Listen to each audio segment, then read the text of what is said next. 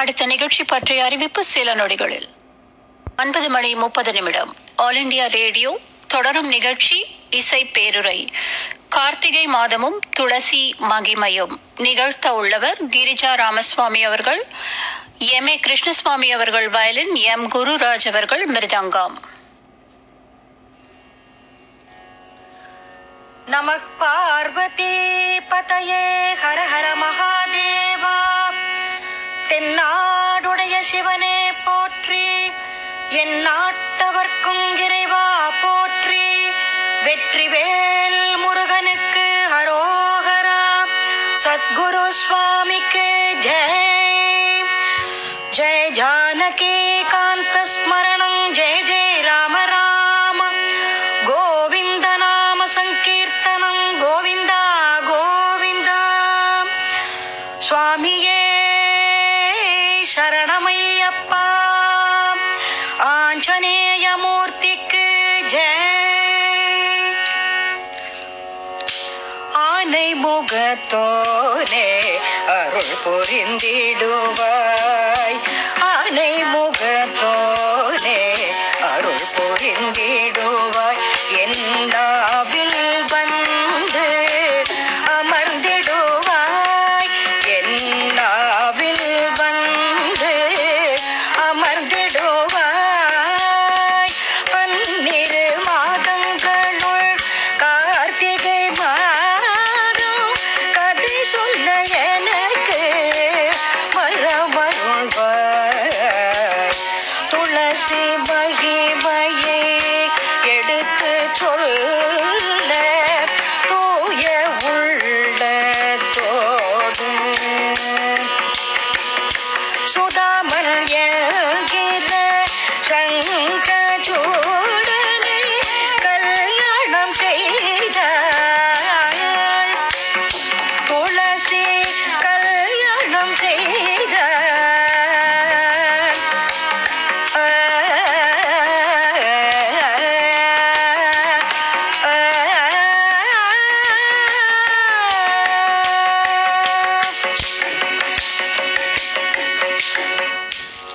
கார்த்திகை மாசம் நல்ல மழைக்காலம் இல்லையா? கார்மேக மேகங்கள்லாம் கருத்து சூழ்ந்திருக்கும். பொதுவா நமக்கு கார்த்திகை மாசம் அப்படின்னாலே கார்த்திகை தீபம், திருவண்ணாமலையான் தீபம் அப்படின்னு நினைப்போம். எல்லா மாசங்களுமே ரொம்ப சிறந்த மாதங்கள் தான். விஷ்ணு பகவான இந்த மாதத்துல பல புஷ்பங்களால அர்ச்சிச்சாலும் அவருக்கு துளசியால அர்ச்சனை பண்ணினா அவ்வளவு பிரீத்தியாம். எப்படி விநாயக பெருமானுக்கு அருகம்புல்லால அர்ச்சிக்கிறோம், சிவபெருமானுக்கு வில்வத்தால அர்ச்சிக்கிறோம், அம்பாளுக்கு அரளியால அர்ச்சிக்கிறோம், அந்த மாதிரி விஷ்ணு பகவானுக்கு துளசியால அர்ச்சனை பண்ணினா அவ்வளவு பிரீத்தியாம் அவருக்கு. ஒவ்வொரு துளசி இலையினால அவருக்கு பூஜை பண்ணினா அஸ்வமேத யாக பலன் நமக்கு கிடைக்குமா. இந்த மாசத்துல விளக்கு தானம் பண்ணினா பிரம்மஹத்தி தோஷம் நமக்கு நீங்கும். பத்ம புராணத்துல என்ன சொல்லியிருக்கா அப்படின்னா, மாமிசம் இதையெல்லாம் நீங்க சாப்பிடக்கூடாது, அப்படி இதெல்லாத்தையும் ஒழிக்கணுங்கிறா. விரதம் இருக்கணும்னா அப்படியெல்லாம் பண்ணினா என்ன நமக்கு புண்ணியம்? சகல பாபங்களும் நீங்கி விஷ்ணு பாதத்தை அடையலாம். இப்ப இருக்கிறவாள்லாம் கேள்வி கேட்பாளனோ, ஏன் சாப்பிட்டா என்ன ஆகும் அப்படின்னு. அப்படி சாப்பிட்டா என்ன ஆகும் அப்படின்னா, இத கை விடல, நீங்க கண்டிப்பா சாப்பிட்டே ஆகணும் அப்படின்னு சாப்பிட்டேன்னா புழு பூச்சிகளாக அடுத்த ஜென்மத்துல பிறவிகள் கிடைக்குமா. அதைத்தான் அந்த பத்ம புராணத்துல ரொம்ப அழகா சொல்லியிருக்கு. முருகப்பெருமானுக்கும் இது உகந்த மாதம் தான் சொல்லலாம். கண்ணுதர் கடவுளின் கண்மணியாய் வந்தான், கார்த்திகை பெண்களின் அழைப்பில் வளர்ந்தான்.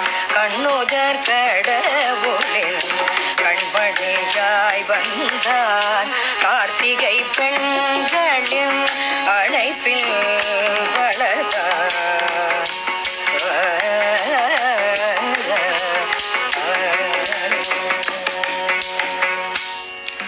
இதனால முருகனுக்கும் உகந்ததாயிற்று.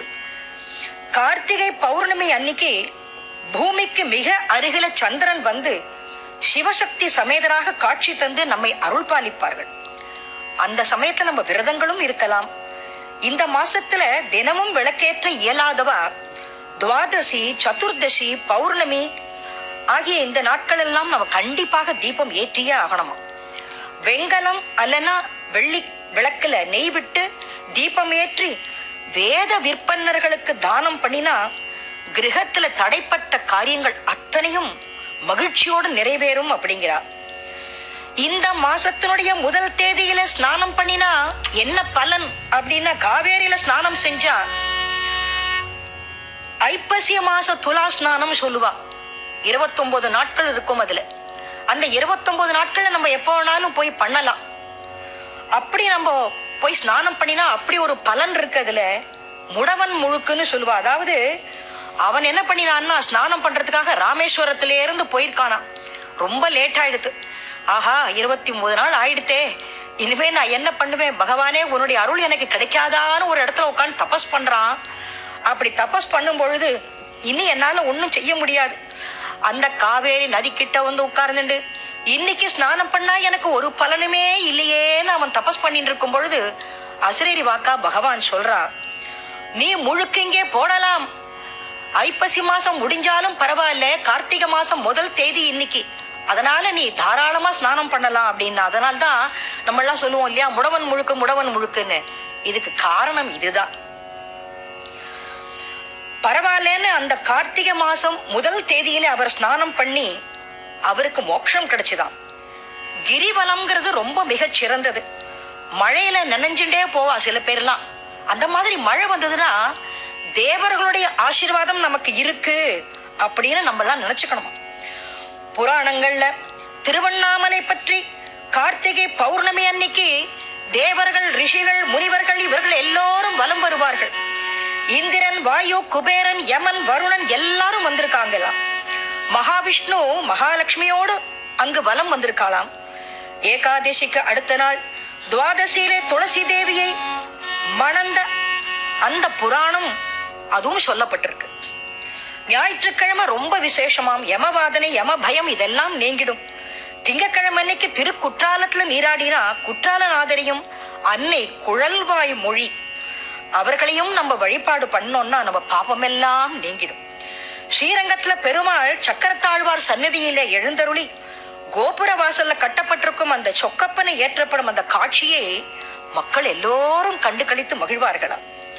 மகாவிஷ்ணு பிரம்மா 2 பேருக்கும் ஜோதி பிழம்பாய் காட்சியளித்த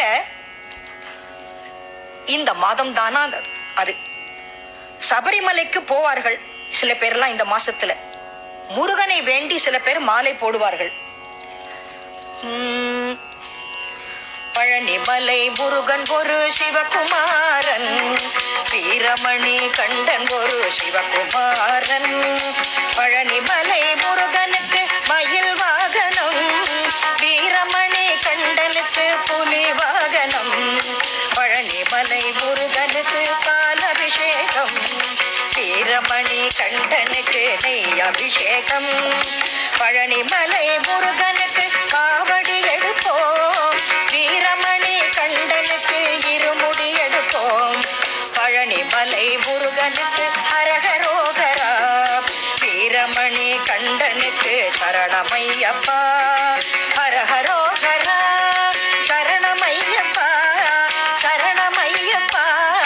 ஹரஹரோகரா, ஹரஹரோகரா, சரணமையப்பா. ஹரஹரோகரா, சரணமையப்பா. ஹரஹரோகரா, சரணமையப்பா.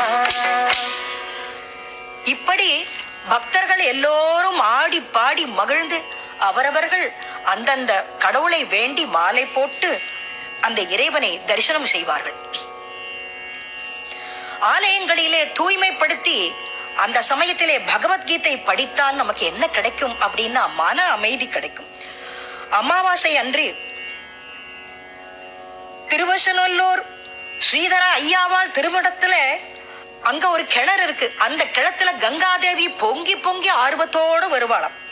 அங்க அவள் பிரவேசிக்கிறாள். இதுல அநேகம் பேர் நீராடுவார்கள். பாலக்காடு அருகே கல்பாத்திங்கிற ஊர்ல விஸ்வநாத சுவாமி ஆலயத்துல கார்த்திகையினுடைய தேரோட்ட விசேஷமானது ரொம்ப விசேஷமா நடைபெறும். பூரி ஜெகநாத சுவாமி கோவில்ல தேரோட்ட வைபவமானது அடுத்து இங்குதான் பெரிய அளவில் கொண்டாடப்படும் 6 சக்கரங்கள் பொருத்தப்பட்ட அந்த தேரை யானைகள் இழுப்பதுதான் இங்க ரொம்ப மிகச் சிறப்பு. குருவாயூரப்பன் கோவில்லையும் ரொம்ப விசேஷமாக கொண்டாடுவார்கள். நாகதோஷ நிவர்த்தி செய்ய பஞ்சமி தினம் மிகச் சிறப்பானது. நெல் பொரியை நிவேதனம் செய்து ஐயப்பனுக்கு மாலை இதையெல்லாம் அணிந்து கொண்டு விரதம் மேற்கொள்வார்கள். இந்த மாசத்துல மெய்ப்பொருள் நாயனார், ஆனாய நாயனார், கணம்புல்லர் நாயனார், சிறப்புரி நாயனார், மூர்க்கர் நாயனார், இப்படி இந்த நாயன்மார்கள் அத்துணை பேருக்குமே குரு பூஜை நடைபெறும். இப்படி ஒவ்வொரு மாதமும் சிறப்பான மாதம். இந்த கார்த்திகை மாதத்திலே இந்த மாதிரியான ஒரு சிறப்பான ஒரு இதெல்லாத்தையும் கொண்டாடுறார்கள். அப்படிப்பட்ட அந்த மக்களுக்கு பகவான் அவருடைய அருளாசியை பொழிகின்றார். இப்பொழுது நாம் துளசியினுடைய மகிமையை பற்றி பார்க்கலாம். ஜகத்தாத்ரி நமஸ்துப்யம் விஷ்ணோ பிரியவல்லபே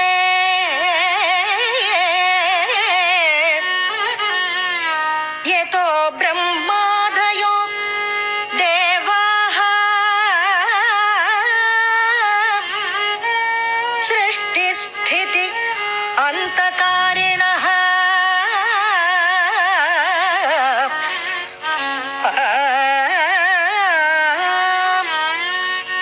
नमः तुलसी कल्याणी नमो विष्णुप्रिये शुभे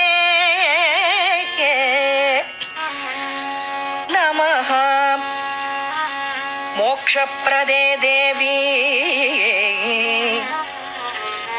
नमः संपत्प्रदायिके नमः तुलसी सर्वज्ञे पुरुषोत्तम वल्लभे पाहि मां सर्वपापेभ्यो सर्वसम्पत्प्रदायिके इति स्तोत्रं पुरागीतम् पुण्डरीकेण धीमता विष्णुमर्चयता नित्यं शोभनैः तुलसीदलैः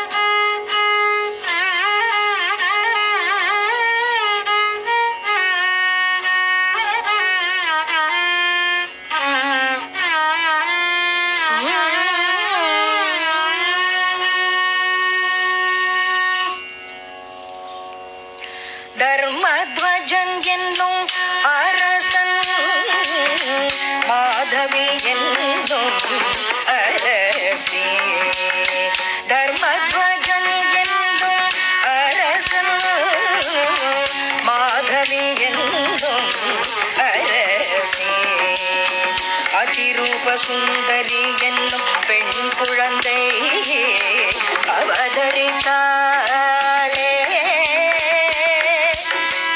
அதிரூப சுந்தரி பெண் குழந்தை அவதரித்தாளே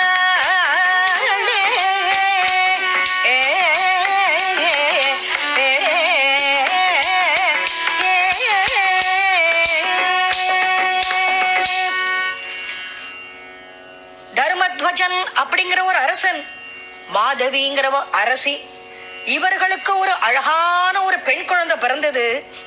அந்த குழந்தை எப்படி இருக்கு தெரியுமோ? அதிரூப சுந்தரியா இருக்காள் அவள். கார்த்திகை மாச பௌர்ணமி சுப முகூர்த்தத்துல இந்த பெண் குழந்தை பிறந்திருக்கு. லக்ஷ்மி தேவியினுடைய அம்சமாத்தான் இந்த குழந்தை பிறந்திருக்கு. ஆகையினால இதுக்கு என்ன பெயர் வைக்கிறது? அழகுக்கு ஈடு இணையே இல்லை. அதனால துளசின்னு பேர் வச்சா. துள அப்படின்னா ஈடு, சி அப்படின்னா இல்லாதது, ஈடு இணை இல்லாதது. இந்த பெண் குழந்தை அவ்வளவு அழகாக இருக்கிறதுனால துளசின்னு பேர் வச்சா அந்த குழந்தையும் நாளொரு மேனியும் பொழுதொரு வண்ணமுமாக வளர்ந்துட்டு இருக்கு. அந்த குழந்தை சின்ன வயசுல இருந்தே ஸ்ரீமன் நாராயணனை எப்பொழுதுமே ஸ்மரிச்சுட்டு இருப்பா. அவ அப்பா கிட்ட பர்மிஷன் கேட்கிறாளா? என்ன கேட்கிறா அப்படின்னா, எனக்கு ஸ்ரீமன் நாராயணனை குறித்து தியானம் பண்ணணும் அப்படின்னு வேண்டிண்டாளாம். எப்படி பார்வதி தேவியானவள் எம்பெருமானே சிவபெருமானே கல்யாணம் பண்ணிக்கணும்னு எப்பேற்பட்ட தபஸெல்லாம் பண்ணினாலோ, 5 வயசுல பண்ணினா அதே மாதிரியே இந்த குழந்தை சின்ன வயசுலயே தபஸ் பண்றது. எப்படியெல்லாம் தபஸ் பண்றது தெரியுமா? பஞ்சாக்னியோட மத்தியிலே பண்றது, குளிர்ந்த நீரிலே பண்றது, வெயில்ல கொதிக்கிற வெயில் 12 மணி உச்சி வெயில் பாலே அந்த மாதிரி. கால்ல செருப்பு கிடையாது, ஒண்ணும் கிடையாது. உடம்பு எப்படி இருக்குங்கிற அப்படியே தாமரை பூ மாதிரி இருக்கு. பாதங்கள் எப்படி இருக்கு? அந்த தாமரை பூனுடைய எதழ் தொட்டா எவ்வளவு மிருதுவா இருக்குமோ அந்த மாதிரி இருக்கும். அப்பேற்பட்ட அந்த குழந்தை அப்படி தபஸ் பண்றதா. சரி, சாப்பாட்டுக்கு என்ன பண்றா? இவ காட்டுல போய் தபஸ் பண்றா. பத்ரிகா ஆசிரமத்துக்கு போய் உட்காந்து தபஸ் பண்றாளாம். காட்டுல என்ன கிடைக்கும்? காய்கறிகள் தான் கிடைக்கும். கனிகள், கறிகள் இல்லை, கனிகள் கிடைக்கும்.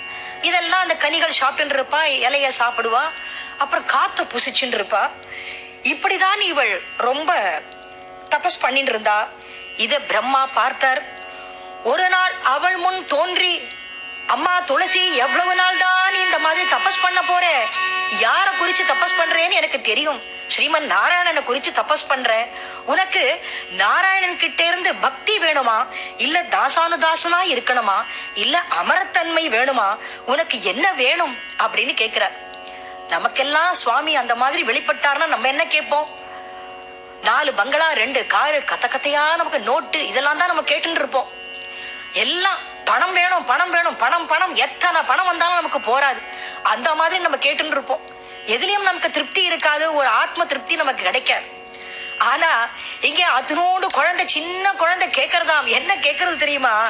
எனக்கு நாராயணன் தான் வேணும், எனக்கு அவரைதான் பத்தியாக நான் அடையணும் அப்படின்னு எல்லாம் அவ கேட்கிறாளாம். உடனே அவர் புது சிரிப்பு சிரிச்சுட்டே, அம்மா நீ கேட்கறது கண்டிப்பா நடக்கும், கண்டிப்பா நடக்கும், கவலையே படாத. ஆனா அது இந்த ஜென்மத்துல நடக்காது. ஏன் அப்படி? ஆமாம்மா, இந்த ஜென்மத்துல உன்னை போலவே இன்னொருத்தன் தபஸ் பண்ணிட்டு இருக்கான். அவன் தான் உன்னை வந்து கல்யாணம் பண்ணிக்க போறான். அதுக்கப்புறமா அடுத்த ஜென்மத்துல நீ கண்டிப்பா நாராயணனை அடைவ.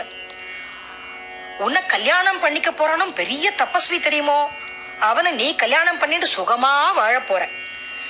நாராயணனுக்கு எல்லாம் உன்னை பத்தி தெரியும், உன் தபஸ பத்தியும் தெரியும். உன்னை கைவிட மாட்டான், உன்னை ஏற்றுக்கொள்றேன் அப்படின்னு சொல்லி கண்டிப்பா அவர் ஏத்துப்பார். இப்படி சொல்லிவிட்டு பிரம்மா மறைஞ்சுட்டார். இந்த துளசி அப்போதுமே தபஸ விடல, மீண்டும் தொடர்ந்தாள். அசுரர்களின் தலைவர், அசுரர்களின் தலைவர் சங்கச்சூடபதான் மிக்க பலசாலி, இவர் மிக்க பலசாலி. பகவானிடத்தில் பக்தி உள்ளவன், மிகுந்த பக்தி உள்ளவன், தபஸில் ஈடுபட்டவன், ஞானம் உள்ளவன், தபஸில் ஈடுபட்டவன், ஞானம் உள்ளவன், பல க்ஷேத்திரம் எல்லாம் தரிசனம் செய்து இங்கு வந்தானே. இப்படி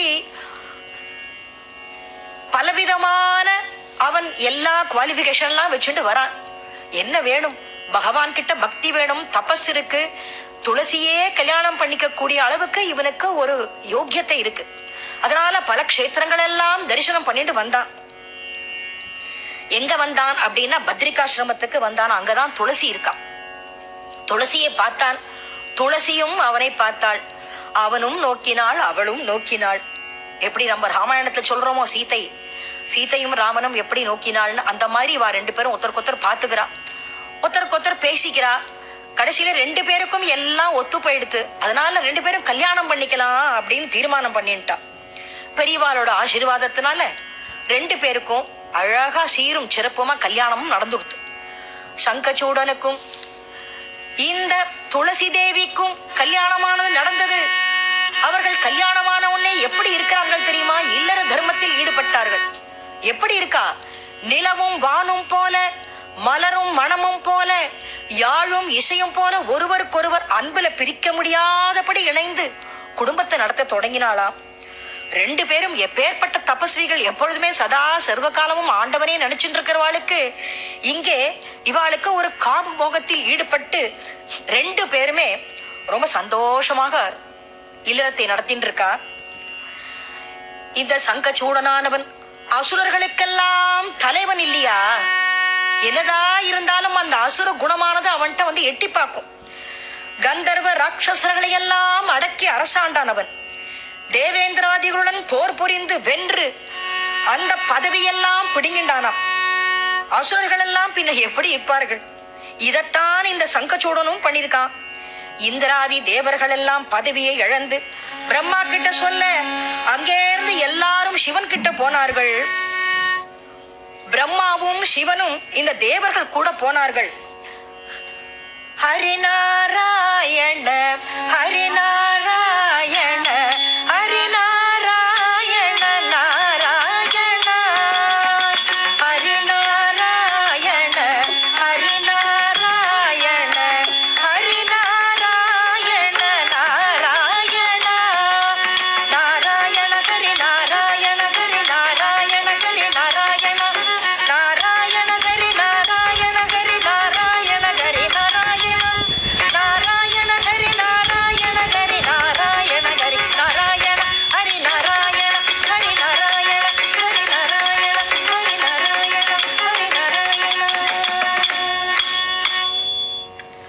இப்படி ஹரிநாமத்தை தேவர்கள் எல்லோரும் பாடிண்டு அவர்களுடன் பிரம்மாவும் சிவனும் எல்லாரும் போறா. எங்கன்னா வைகுண்டத்துக்கு போய் விஷ்ணு பகவான பார்க்கிறார்.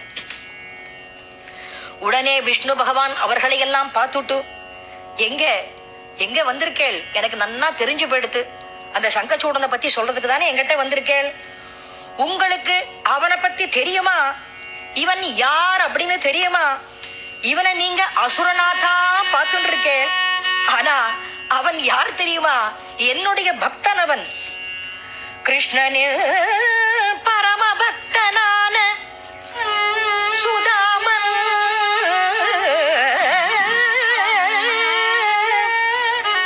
இவன் என்னோடு இருந்தவன் தெரியுமா? ராதா கிருஷ்ணனாக இருக்கும் பொழுது கோலோகத்துல என் பக்கத்திலேயே இருந்தான்.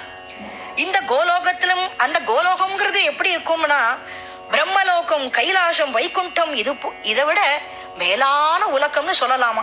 அப்பேற்பட்ட அந்த கோலோகத்துல ராதை என்கிட்ட பேசுறதுக்கு வருவா. ஆனா இவன் எப்பாவது பேசுறதுக்கு வந்தா இந்த சுதாமன் என்னோடையே ஒட்டின்டே இருப்பான், என்னை விட்டு நகரவே மாட்டான். அப்போ அவ கேட்டாளாம், என்னது இது? எப்ப பார்த்தாலும் உங்களுடையே ஒட்டின்னு இருக்கானே, இங்கிதமே கிடையாது அவனுக்கு, கொஞ்சம் அண்ணண்ட போகமாட்டானா? புன்சிரிப்பு சிரிச்சுட்டே கிருஷ்ண பகவான் ஒண்ணுமே பேச மாட்டான். சரி, இவர்கிட்ட இன்னுமே எந்த விஷயத்த சொன்னாலும் பிரயோஜனம் இல்ல, நம்மளே அவனை திட்டிடுவோன்னு ஒரு கோபமா சொல்றா. எப்படி தெரியுமா? அடே சுதாமா, வெளியே போடா அப்படின்னு அவன் அப்படியே அதிர்ந்து சொல்றான். அடே சுதாமா, வெளியில போ. கிருஷ்ணன் அப்பவும் பேசாம இருக்கார். சுதாமன் ராதையே உற்று நோக்கி கிருஷ்ணன் எதிரிலேயே விரட்டினான். கிருஷ்ணனை விட்டு என்னால் பிரிய முடியாது.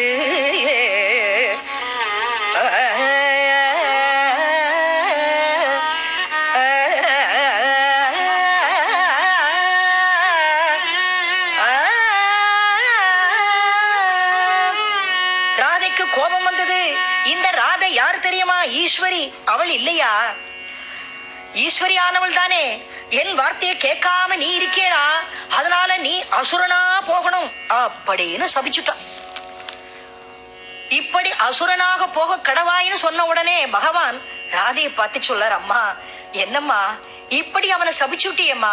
அவன் என் பக்தன்மா. சதா சர்வ காலமும் அவன் என்னையே நினைச்சுட்டு இருக்கிறவன், தபஸ்வி அவன். அவனை போய் இப்படி சொல்லிட்டியே, இப்ப நான் அவனை எப்படி மீட்டுண்டு வருது, எப்படி என்ன பண்றது எனக்கு ஒண்ணுமே புரியலையே அப்படின்னு ரொம்ப கெஞ்சறாராம். அப்போ உடனே அவ சொல்றா, பூமியிலே அசுரனாயிருந்து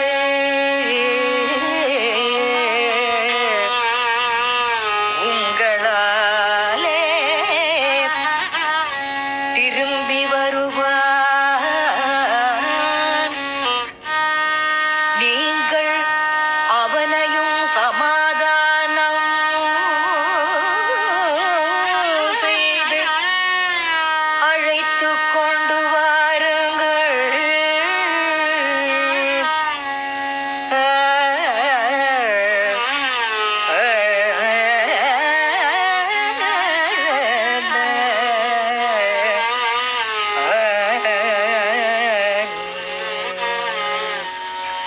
நீங்க போய் சமாதானம் பண்ணினேன்னா கண்டிப்பா அவன் வருவான்.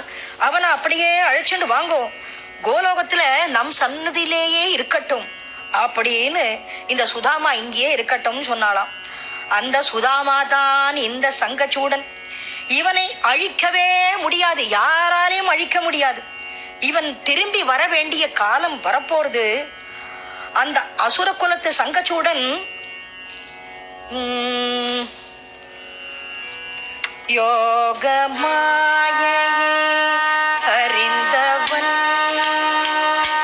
யோக மாயை அறிந்தவன், மகாபலவான் சங்கச்சூடன். பிரம்மனே நீ சூலாயுதத்தை வாங்கிக் கொண்டு பூவுலகம் செல்க, பூவுலகம் செல்க,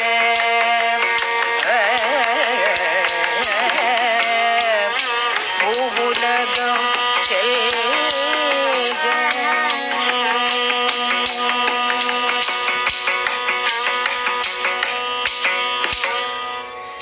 சிவபெருமான்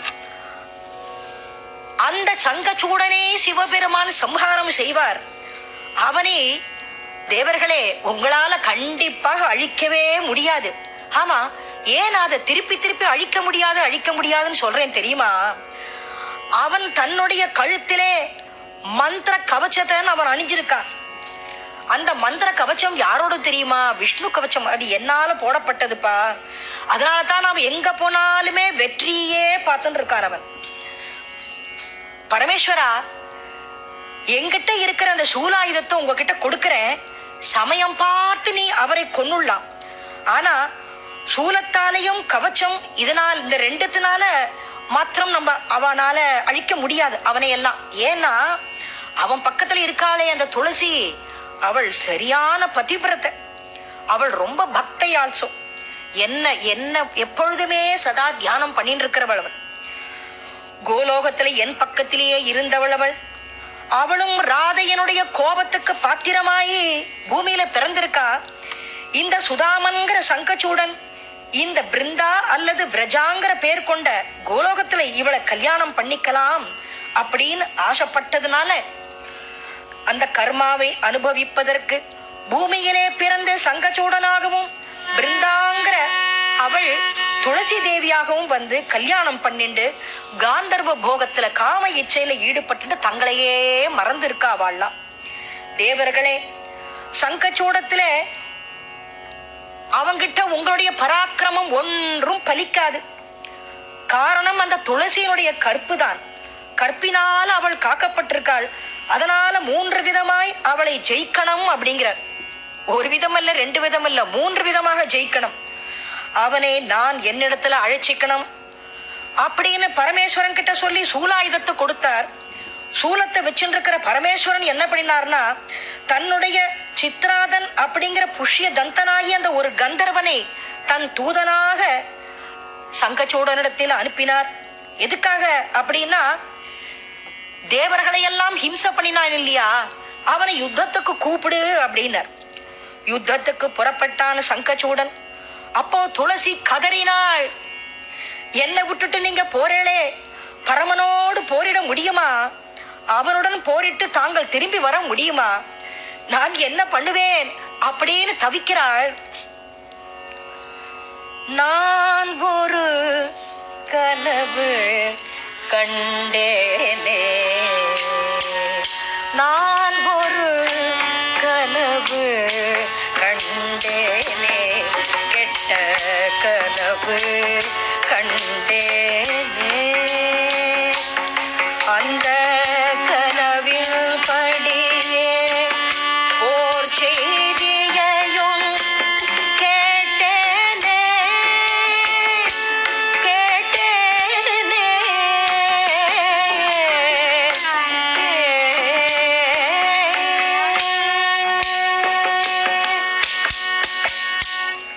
சங்கச்சூடனோ கொஞ்சம் கூட கவலைப்படலை. எதிராதீவு இப்படி வருத்தப்படுறாளே அப்படின்னு கொஞ்சம் கூட கவனிக்கல.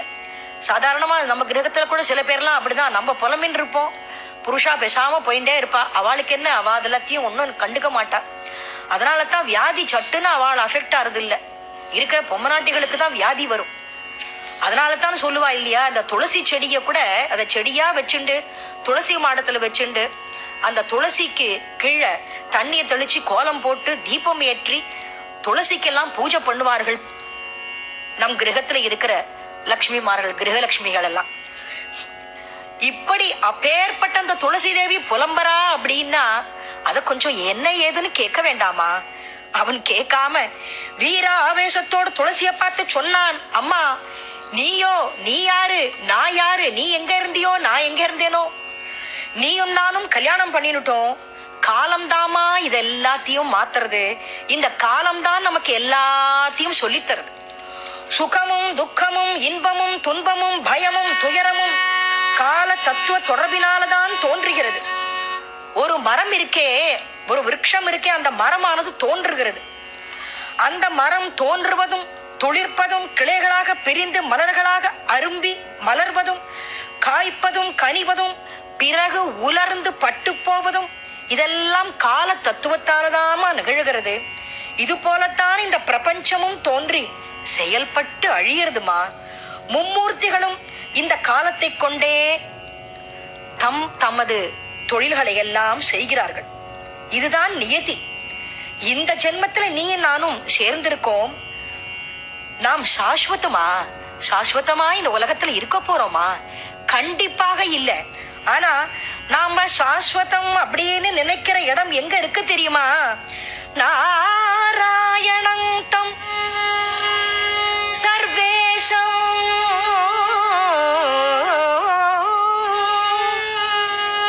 காந்தம் வியாத்யபிஹிதம். நாராயணன் தாமா உலகத்துல இருக்கிற நாயகன். அவனுடைய திருவடியை நாம அடையணும். நம்ம எல்லோருக்கும் ஆசைதான். நீயும் சரி நானும் சரி அந்த நாராயணன் கிட்டையோட அடையும் காலமானது வந்துட்டு இருக்கு. அவர் பத்ரிகாசிரமத்துக்கு வருவார். நீயும் அவருக்கு பிரியமான மனைவியாக ஆக போற. நான் எனது சாபம் ஒழிந்து அங்கு வருவேன். இதில் பயப்படுறதுக்கு ஒண்ணுமே இல்லைன்னு நானா. அதாவது உண்மையிலேயே இவர்கள் 2 பேருக்குமே ஒரு சாபம். அதுலயும் பூர்வ ஜென்மத்துல என்னவா இருந்தோம், அடுத்த ஜென்மத்துல எப்படி இருப்போம் அப்படிங்கறதெல்லாம் அவர்களுக்கு நன்றாக தெரியும். அதை உணர்ந்து இவன் சொல்லுகிறான். எட்டுலேன பக்தி வச்சுடகே அப்படின்னு தியாகராஜ சுவாமி சொல்றாருமா. எவ்வளவு அழகாக சொல்லியிருக்கார் தெரியுமா? இப்படியெல்லாம் ஒவ்வொரு விதமாக அவனை சொல்லி அவளை தேற்றி, நான் இப்போ பரமசிவன் கிட்ட போக போறேன், யுத்தத்துக்கு போக போறேன், சந்தோஷமா சிரிச்சுன்னு என்னை வழி அனுப்புன்னா. அவளும் கண்ணையெல்லாம் துடைத்து கொண்டு அப்பவும் அழுது கொண்டே பேசாம இருக்காள். அவன் இவன் நேர போனான். எங்கே தெரியுமா? பரமேஸ்வரன்ட்ட போனான். ஏம்பா சங்கச்சூடா, வா வா. ஏன்பா நீ பாட்டுக்கு ஒரு அசுரன், நீ நன்னா அரசாண்டு இருக்க, உனக்கு மக்கள் எல்லாம் எல்லாரும் எல்லாம் நன்னா பண்ணிட்டு இருக்கா, அசுர குலத்துல நீ எல்லாருக்கும் எல்லாம் நல்லது பண்ணிட்டு இருக்க. ஆனா உனக்கு ஏன்பா இந்த ஆசை?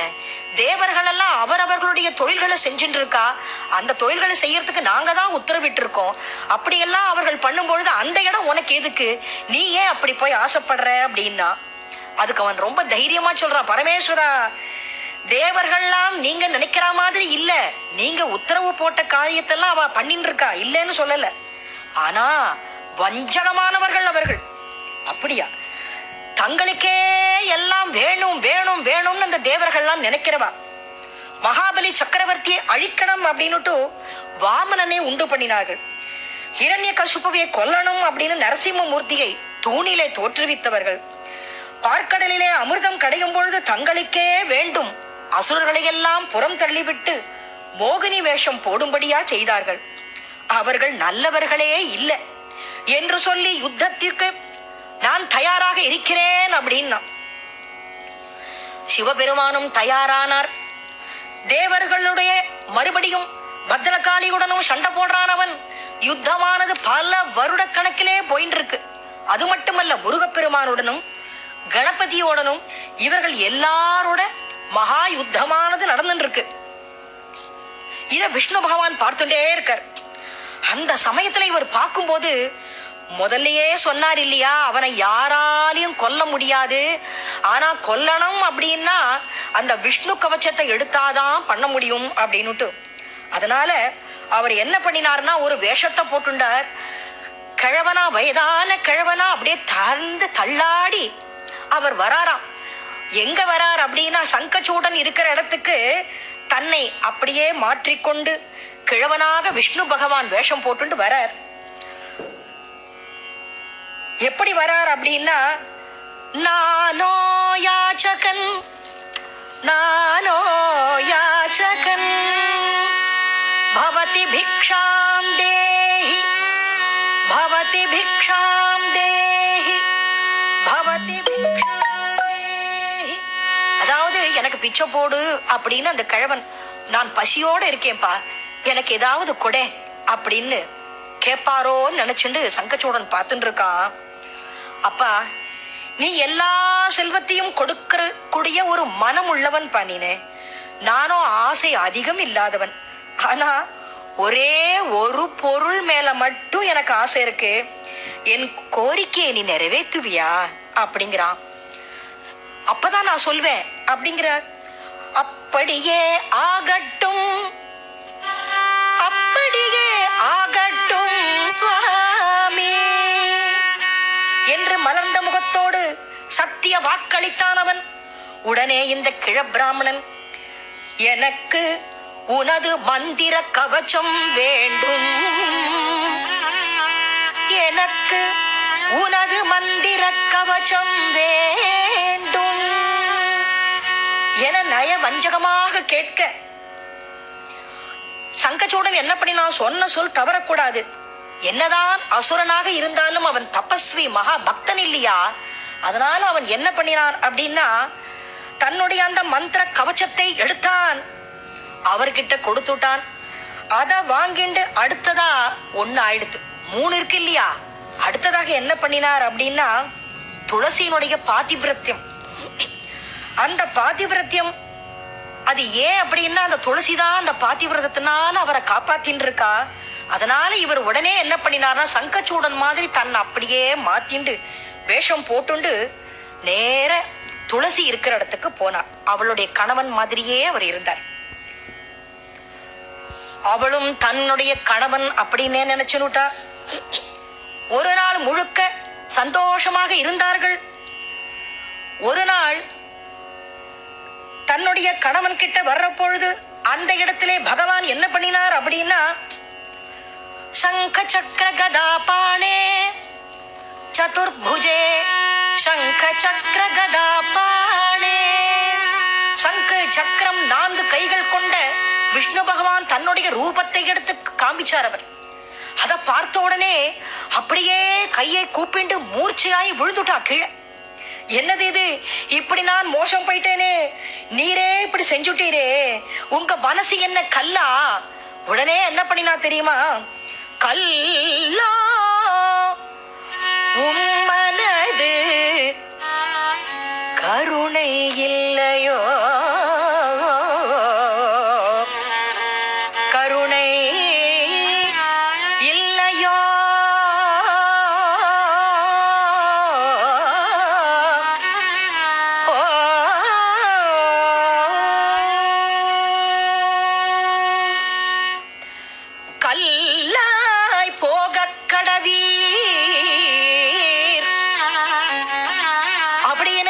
கொடுத்துட்டா. அந்த சாபத்தை வாங்கிண்டு பகவான் புன்முறுவலோடு, பெண்ணே, என்ன அடையணும்னு நீ எப்படியெல்லாம் தபஸ் பண்ணினே அதெல்லாம் மறந்துட்டியா? கடும் தபஸ் பண்ணினியேம்மா, அதெல்லாம் உனக்கு நினைவுல வரலையா? நான் உன்னை அடையும் தருணமானது வந்துடுத்துமா? உன் பிறவியினுடைய இந்த துயரை போக்கத்தாம நான் இங்க வந்திருக்கேன். என்ன பார்த்து கல்லா போ அப்படின்னு சபிச்சுட்டியேம்மா. இந்த வார்த்தை உன் வாயிலேருந்து வரணும் அப்படின்னு தான் நான் காத்துட்டு இருந்தேன். கண்டகி நதியாகி நதிக்கரை ஓரத்திலே, கண்டகி நதியாகி நதிக்கரை ஓரத்திலே, செடியாய் வளருவாய் பாரத தேசத்தில் உன்றோ மங்களோ, உன்றோ மங்களோ. சிறந்த மரங்களில் துளசி என்ற புண்ணிய விருட்சமாக மாறும் துளசி.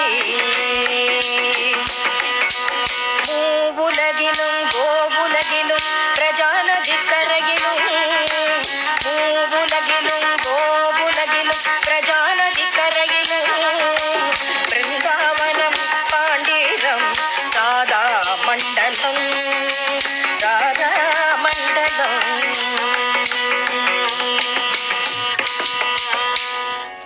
அம்மா, நீ என்ன கல்லா போன்னு சபிச்சுட்ட.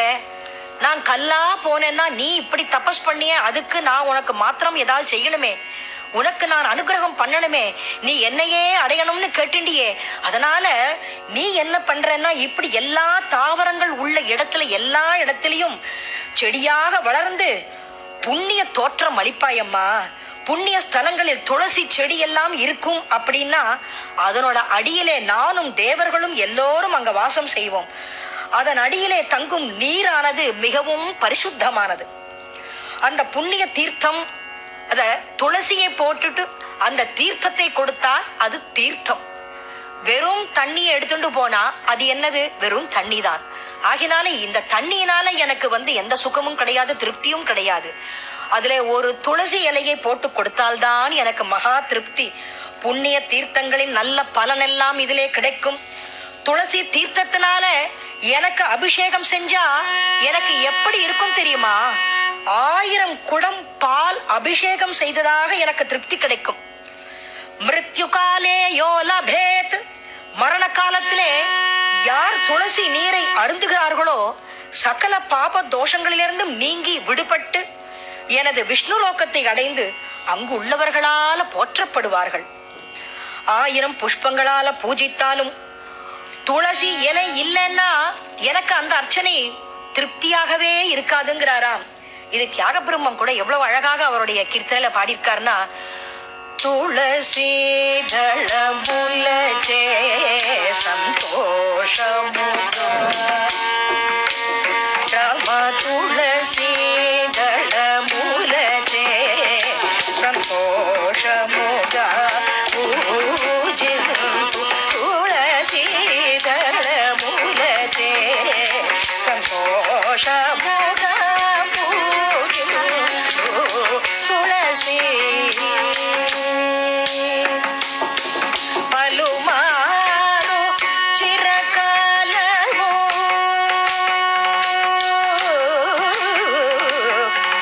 పలుమారు చిరకాలము పలుమారు చిరకాలము పరమాత్ముని పాదములను తులసి దళములచే సంతోషముగా పూజింతు తులసి. సరసిరుహ పున్నాగ చంపక పాడల కురవగ, సరసిరుహ పున్నాగ చంపక పాడల కురవగ, కరణీర మల్లికా సుగంధ రాజసుమము, ధరణి వియోగ పర్యాయము ధర్మ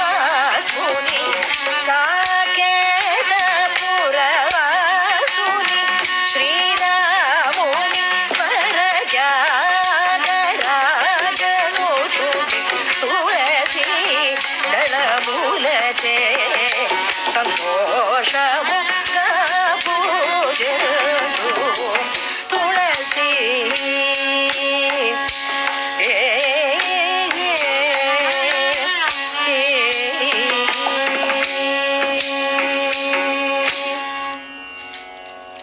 எவ்வளவு அழகாக சொல்லியிருக்கார். எத்தனையோ மலர்களால் அர்ச்சனை பண்ணினாலும் அந்த துளசியும் சேர்த்து என்னுடைய பாதத்துல நீ தீர்த்தம் விட்டு, துளசி தீர்த்தம் விட்டு நீ எனக்கு அர்ச்சனை பண்ணினா எனக்கு அப்படி பிடிக்கும், அப்படி நான் திருப்தி அடைவேன் அப்படின்னு சொல்லியிருக்கார்.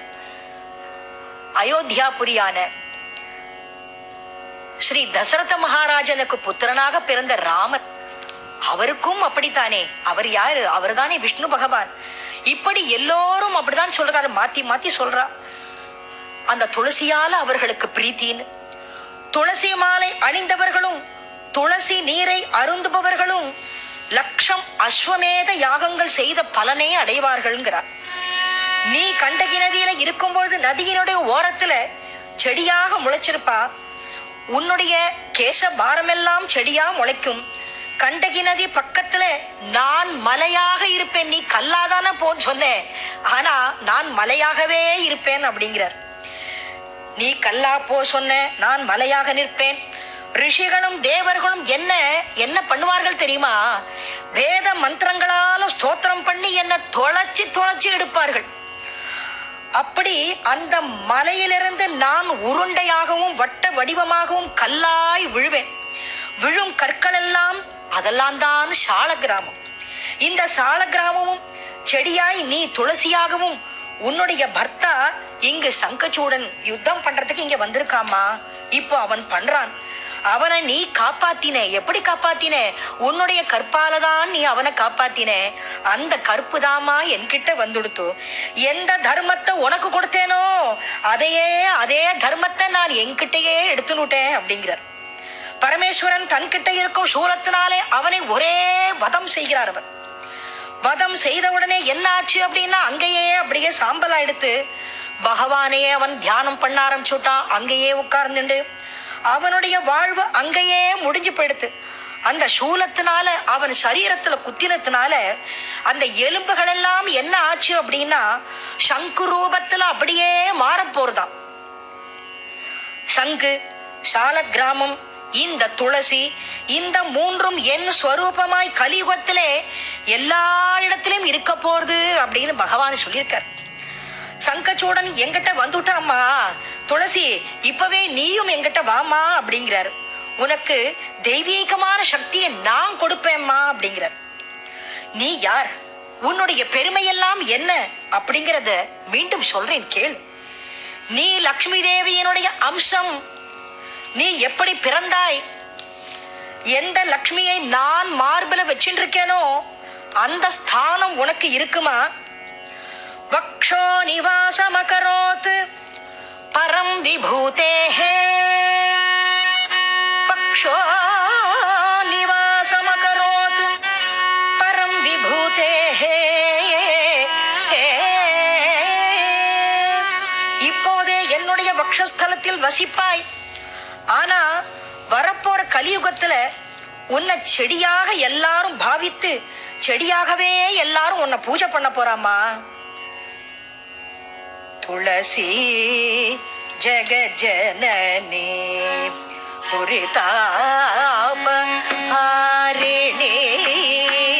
துளசி ஜெகஜனனி.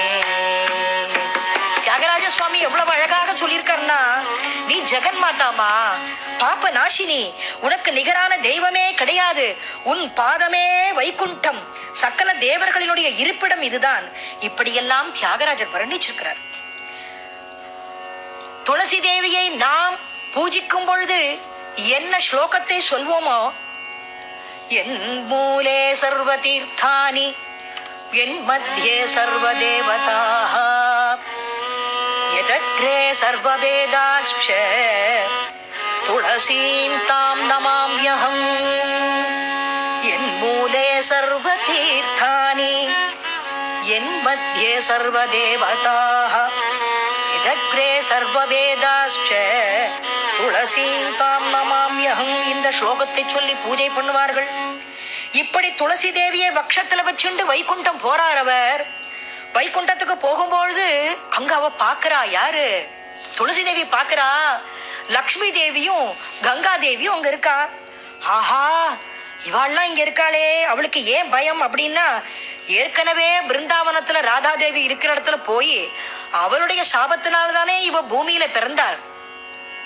இப்ப இவா 2 பேரும் அங்க இருக்கா. திருப்பி நம்ம அங்க போனோம்னா திருப்பி நம்மள பூலோகத்துக்கு அனுப்பிச்சு விட்டா, சுவாமி நாராயணா ஹரி இதெல்லாம் எனக்கு தாங்கவே தாங்காது அப்படின்னு அந்த இடத்துல இருந்து அப்படியே மறைஞ்சு போயிட்டாள் அந்த துளசி. மறைஞ்சு போன உடனே, துளசி துளசி நீ எங்கம்மா இருக்க, எங்க இருக்க அப்படின்னு தேடுறாரு. தேடி தேடி போகிறார். அவர் பித்து பிடிச்சா மாதிரி பிதற்றுறார். துளசி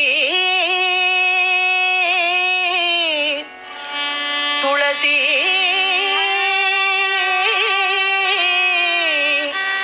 துளசி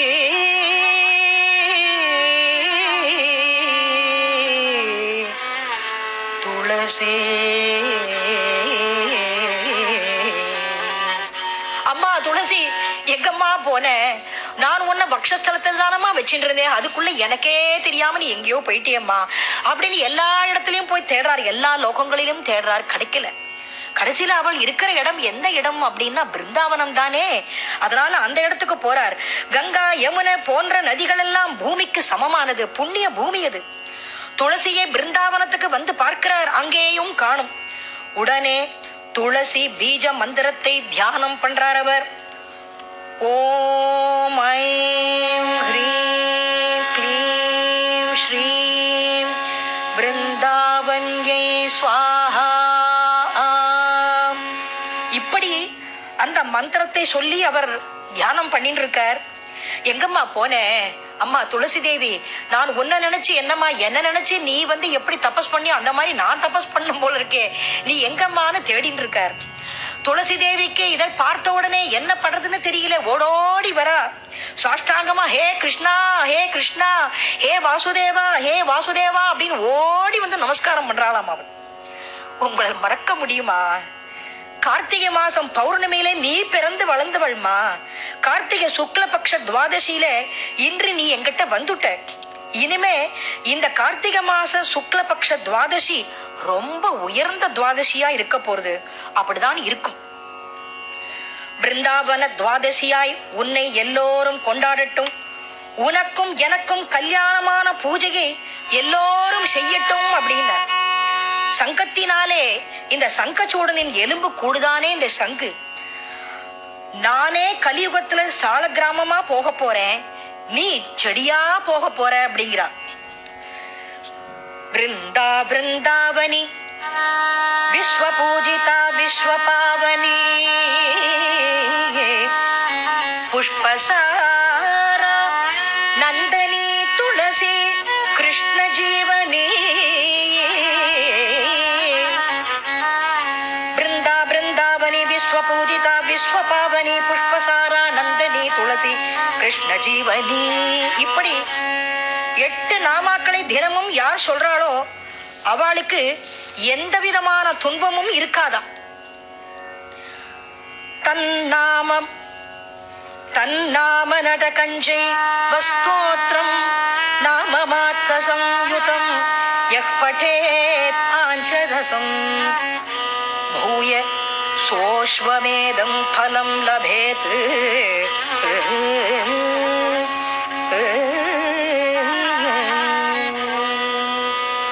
யாருக்குமே எந்த பாதகமுமே இருக்காது. எல்லா துன்பங்களையுமே நீக்கிட்டு எல்லோருக்கும் ஒரு மங்களத்தை கொடுக்கக்கூடியவள் கிருஷ்ண பகவானுக்கு அந்த உயிரே துளசிதான். இப்படி பவித்திரமாக என் வீட்டுல செடியா இருக்கிற நீ என்ன நீ காப்பாத்த மாட்டியா? தேவி ஸ்ரீ துளசம்மா அப்படின்னு தியாகராஜ சுவாமி என்ன அழகா சொல்லியிருக்காரு தெரியுமா? அம்மா நீ ஜெகன் மாதாமா, நீ தாய்மா. உன்னுடைய துளசி இலையை எடுத்து அந்த தீர்த்தத்துல போட்டு அதை எனக்கு கொடுத்தா எனக்கு எப்படி பிரீத்திமா. இறைவன் அப்போதான் நான் ஏத்துப்பேன்மா. நாரதர் சத்யபாமா மனச கலச்சி தராசுல துலாபாரத்தை எடுத்து கிருஷ்ணனுக்கு சமமான எடைய போட்டு கொடுன்னா சத்யபாமா தன்னுடைய நகையெல்லாம் எடுத்து அந்த துலாபாரத்துல போட்டா. அப்ப என்னாச்சு? சமமா தான் இருந்ததே தவிர அதுல ஒரு ஒரு வேற்றுமையே தெரியல. உடனே என்ன பண்ணினான்னா, உன்னுடைய இலைய தூக்கி, துளசி இலைய தூக்கி அந்த தராசு தட்டுல வச்ச உடனே என்ன ஆச்சு அப்படின்னா, அந்த கிருஷ்ணனுடைய பாரமானது அப்படியே இறங்கிடுது. வனமாலி அப்படின்னு பேரு கொண்டார். வனமாலைன்னா என்ன அர்த்தம் அப்படின்னா, துளசி மாலை. அந்த துளசியை மாலையாக அணிவித்து கொண்டு துளசிக்கு பக்கத்திலேயே பகவான் நிற்கிறாராம். பொதுவாக ஒரு ஆணை பார்த்தால் பெண்ணுதான் தலை குனிஞ்சு நிற்பா. இந்த காலத்து மாதிரி இந்த பெண்ணை பார்த்து தலை குனிஞ்சு வெக்கப்பட்டு நிற்கிறாராம். ஆனா அந்த அளவுக்கு அவள் தபஸ் பண்ணிருக்காள். அந்த அளவுக்கு ஒரு தைரியமாக ஒரு மங்களத்தை அத்தனையும் கொடுக்கக்கூடியவள் அவள். துளசி விருட்சமும் நெல்லி மரமும் சேர்த்து இந்த கார்த்திகை மாசத்துல சுக்லபக்ஷ துவாதசியிலே பெண்கள் கல்யாண உற்சவம் செய்வார்கள். உன்னை நினைத்தாலும் பாடினாலும் எங்களை நீ சுபமாக்குவாய் அம்மா. நமாமி சிரசாம் தேவி, நமாமி சிரசா தேவி, துளசி விலசத்தனும் நமஸ்தே நாரதனுதே நமோ நாராயண பிரியே, நமோ நாராயண பிரியே, நமோ நாராயண பிரியே. துளசி செடி, துளசி மரம் இவற்றையெல்லாம் நினைச்சாலே போரும், சகல பாக்கியங்களும் நமக்கு கிடைக்கிறது. நாராயண மகரிஷி நாரதருக்கு தேவி பாகவதத்துல சொல்லப்பட்டிருக்கு இந்த மாதிரி எல்லாம் கதையெல்லாம். இந்த பாரத தேசத்திலே ஸ்திரீகள் எல்லாம் நம் கிரகங்கள்ல பக்தியோடு பரவசமா பூஜை பண்ணுவா. எல்லோரும் க்ஷேமமாய் இருப்பார்கள். இதை கேட்பவர்களுக்கும் கேட்கும்படியாக செய்தவர்களுக்கும் இதை கேட்டவர்களுக்கும் சொல்லுபவர்களுக்கும் சொல்லும்படியாக செய்தவர்களுக்கும் அத்துணை பேருக்கும் மங்களம் உண்டாகட்டும். ஓம் ஜகத்தாத்ரி நமஸ்துப்யம் விஷ்ணுஷ்ச பிரியவல்லபே.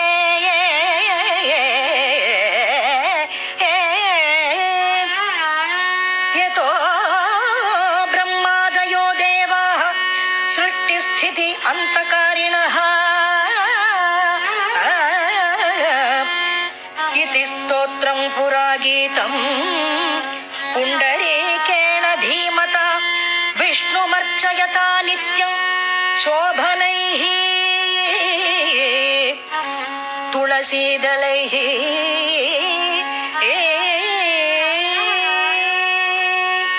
கோவிந்த நாம சங்கீர்த்தனம் கோவிந்தா கோவிந்தா. ஜெய ஆஞ்சநேய சுவாமிக்கு ஜெய்.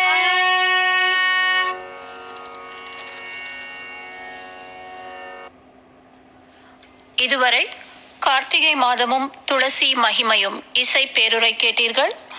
நிகழ்த்தியவர் கிரிஜா ராமசுவாமி அவர்கள், M.A. கிருஷ்ணசுவாமி அவர்கள் வயலின், M. குருராஜ் அவர்கள் மிருதங்கம்.